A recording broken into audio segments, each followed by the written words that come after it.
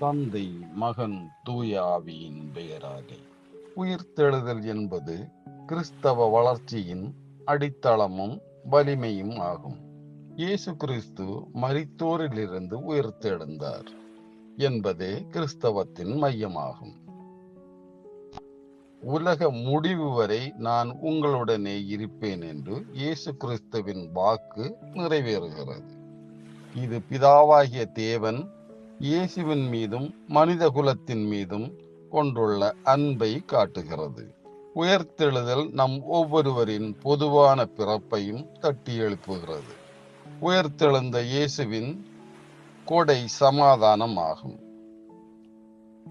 உயிர்த்தெழுதல் ஒரு பகிர்வு விருந்தும் ஆகும். இயேசு தனது வாழ்வையும் உடலையும் இரத்தத்தையும் பகிர்ந்து கொண்டார். அதைத்தான் தேவன் நம்மிடமிருந்து விரும்புகிறார். இயேசுவை பின்பற்றுவதன் மூலம் மற்றவர்களுக்காக வாழ்வோம்.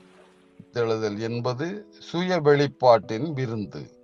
இயேசு தாம் தேவனுடைய குமாரன் என்று உலகிற்கு அறிவிக்கிறார். நம் வாழ்வில் நாம் அனுபவிக்கும் இயேசுவை மற்றவர்களுடன் பகிர்ந்து கொள்வோம்.